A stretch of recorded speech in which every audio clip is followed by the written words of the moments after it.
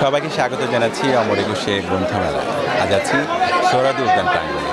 অমর একুশে গ্রন্থমেলা লেখক, প্রকাশক আর পাঠকদের মিলন কেন্দ্র বলাই যায়। এই বইমেলায় লেখক এবং প্রকাশক এবং পাঠকদের একজন আনন্দ দেবার একটা উপলক্ষ তৈরি করে দেয়। এবং আজ আমরা তেমনই একজন লেখকের সন্ধান পেয়েছি। সবাই তাকে চেনেন, নাসরিন জাহান, প্রখ্যাত কথা সাহিত্যিক নাসরিন জাহানকে পেয়েছি আমরা। কেমন আছেন? ভালো। মেলায় আজ প্রথম এলেন এবছর, কেমন বিশেষ কি দেখতে পাচ্ছেন?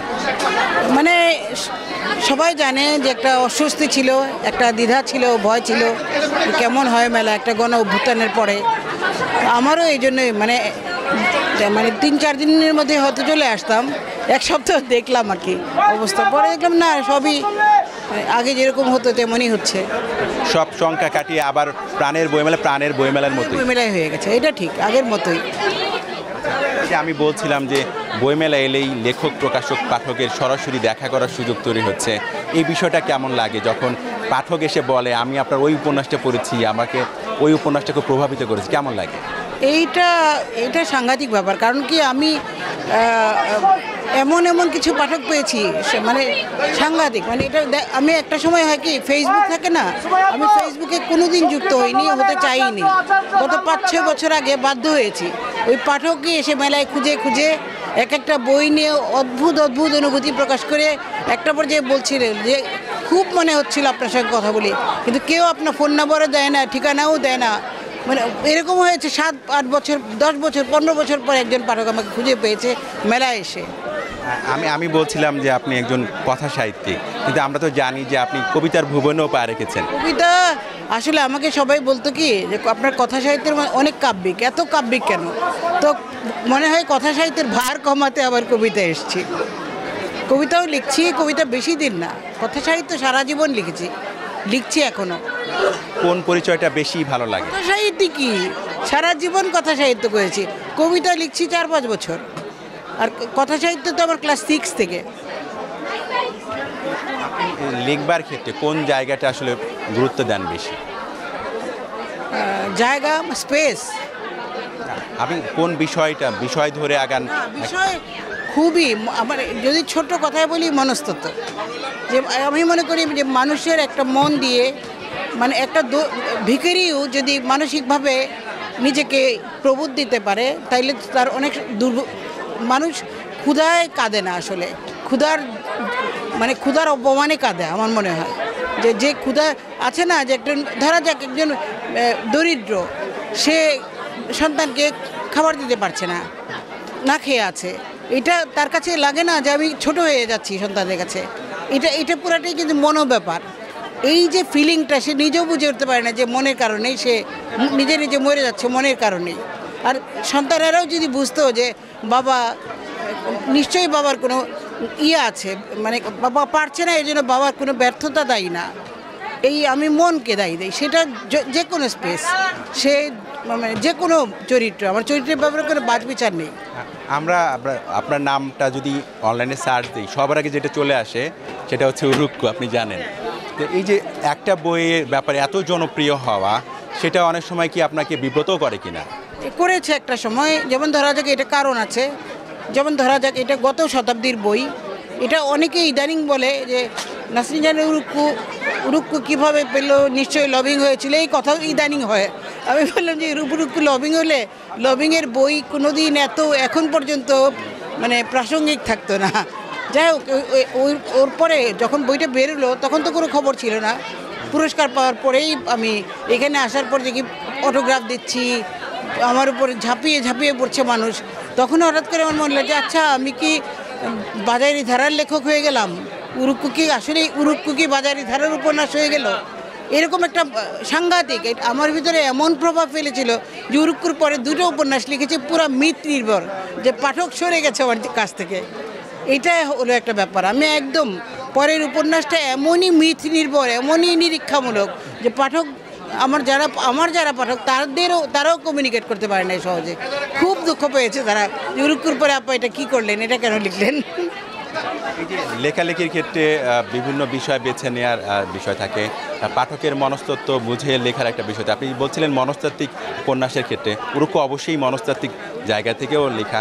আমি জানতে চাবো যে লিখবার ক্ষেত্রে যারা লেখক আছেন তারা যেরকম লিখছেন অনেক পঠন পাঠনের মধ্যে দিয়ে যাচ্ছেন, এখন যারা লিখছে না তরুণরা আসলে তাদের লেখা কি পড়া হয় আপনার, বা তারা আসলে লেখার ক্ষেত্রে কোন জায়গাগুলো ভুল করছে বা কোন জায়গাগুলো আপনাকে অনেক বেশি প্রাণিত করে? আমাকে সাংঘাতিক আবারও ফিরে ফেসবুকে, এই আমাদের সময় তো মানে একটা সময় তো ফেসবুক ছিল না, তখন মানদণ্ড ছিল যে পত্রিকায় প্রকাশ না করলে সরাসরি বইয়ে প্রকাশ। তখনও আমি এই কথাই বলতাম যে বাক্য বানান এগুলো জানতো না, এটা যুগে যুগে এবং ঝরে পড়েছে তারা। মূরক উন্মোচনের বিশাল মহোৎসব হয়েছে তাদের নিয়ে, টেলিভিশনে দেখিয়েছে তাদেরকে, পরে ঝরে গেছে। সেইটা এখন ফেসবুকের কারণে আরও বেড়েছে, কারণ একটা থার্ড ক্লাস লেখারও তার আত্মীয় স্বজন বন্ধুবান্ধব বাহ চমৎকার বলে বলে তাকে, তার আর কোনো ইয়েই থাকে না যে কী লিখলো না লিখলো। জনপ্রিয় লেখা মানেই যে ভালো লেখা তা? জনপ্রিয় লেখা তো ক্লাসিক সাহিত্য জনপ্রিয় হয়, কিন্তু আমি এই পর্যন্ত কোনো ক্লাসিককে সেই সময় জনপ্রিয় হতে শুনিনি আর কি, যে সেই সময় খুব জনপ্রিয় হয়ে গেছে।